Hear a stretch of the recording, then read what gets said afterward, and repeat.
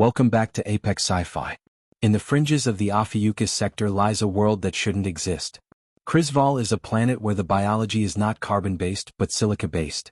Everything there, the trees, the soil, the very air, is a jagged lattice of crystalline structures.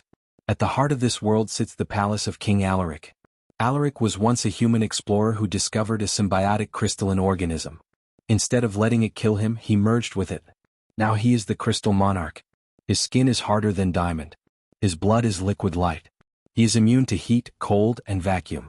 Most importantly for those who want him dead, he is immune to every conventional weapon in the galaxy. Kinetic rounds shatter against his skin. Lasers are simply refracted into harmless rainbows. The Mining Guild has placed a staggering bounty on Alaric. They want his world and they want the secret of his immortality. They have sent entire squads of mercenaries to claim his head, and none have returned. They didn't just fail, they were turned into statues for Alaric's garden. To break the unbreakable, you need more than a gun. You need a hunter who understands that every fortress, even one made of diamond, has a resonant frequency. You need Silas Vane. Silas Vane does not land the Shadow Wing at the palace gates. He lands miles away in the middle of a forest of razor-sharp glass trees. The wind on Crisval is a death sentence. It carries microscopic crystalline shards that can shred a human's lungs in minutes. But Vane is not breathing the air. His tactical armor is a sealed environment, and his tattered black hood is reinforced with a lead-lined weave to protect against the planet's intense radiation. Vane steps out of the ship. His boots crunch on the diamond dust soil.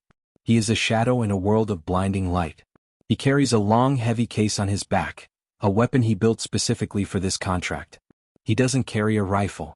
He carries a weapon of sound. As he approaches the palace, Vane taps the side of his obsidian mask. The single blue horizontal visor begins to pulse. It isn't looking for heat or movement. It is scanning for vibrations. Every crystal has a song, a frequency at which it begins to shake. If you find that song and play it loud enough, the crystal shatters. Vane reaches the throne room. It is a cathedral of light, 300 feet high, made of pure, translucent quartz. King Alaric sits on a throne that seems to grow out of the floor.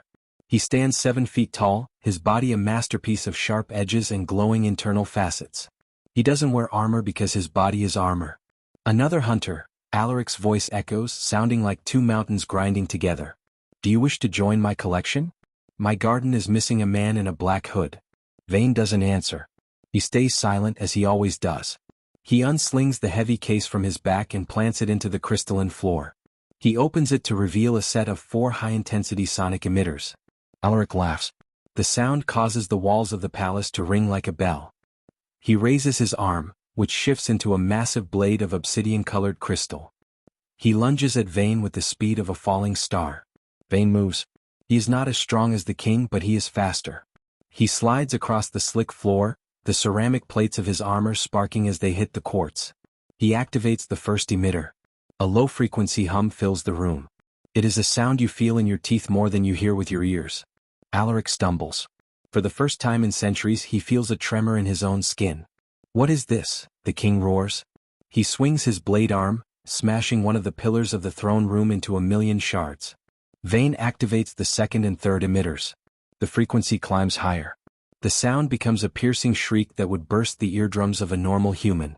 In the blue visor of Vane's mask, he sees the king's body beginning to glow. The internal facets of Alaric's crystalline heart are vibrating. Small cracks begin to appear on his chest. Alaric realizes the danger. He doesn't try to fight Vane anymore. He tries to destroy the machines. He slams his fists into the ground, sending a wave of crystalline spikes erupting from the floor. Vane leaps into the air, using his gravity boots to kick off the ceiling.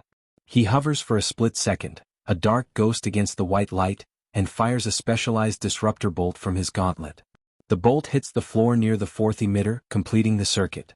The sound becomes absolute. It is a wall of sonic pressure that ripples the very air. The king of Crisval screams, but his voice is drowned out by the resonance of his own body. He tries to move, but his joints are locking up as the crystals that form his muscles begin to fail. The song is over, Vane rasps. He steps forward. The vibration is so intense that Vane's own tattered hood is fluttering violently, and the obsidian mask is vibrating against his skull. He reaches into his belt and pulls out a stasis sleeve, a device designed to lock an object in a fixed state of molecular vibration. Vayne slams the sleeve onto Alaric's chest. In an instant the sound stops. The resonance is trapped. Alaric is not dead, but he is frozen. He is a living statue, unable to move or speak, held in a permanent state of harmonic lock. If Vayne removes the sleeve, the king will shatter into 1,000 pieces. The hunt is complete. Vayne calls the Shadow Wing. The ship descends through the crystalline clouds, its tractor beams lifting the frozen Monarch into the cargo hold. Vayne follows, stepping onto the ramp without a backward glance at the palace. He sits in his pilot's seat. He checks the mission status. The mining guild is already transferring the funds. They don't care that Alaric is still alive inside that crystal shell, they just want the key to his world. Vayne knows they will likely torture the king for his secrets, but that is not part of the contract. Silas Vayne delivers the prize. He does not judge the customer. He pulls his tattered hood back over his head. The blue visor on his obsidian mask returns to its steady, calm glow. Outside the viewport, the beautiful, deadly world of Crisval fades into the distance. Silas Vayne has broken the unbreakable king. He has found the one flaw in a diamond heart. He sets a course for the next waypoint. The galaxy is full of things that think they are invincible, and Silas Vayne has a song for every one of them. This has been Apex Sci-Fi. Every diamond has a cleavage point, you just have to find the right hammer. If you enjoyed this sonic showdown by Silas Vayne, hit that like button. Comment below, if you could be made of any material, what would it be? Subscribe for the next hunt, the Solar Wraith. The Shadow Wing is back in the black. The king is in a bottle.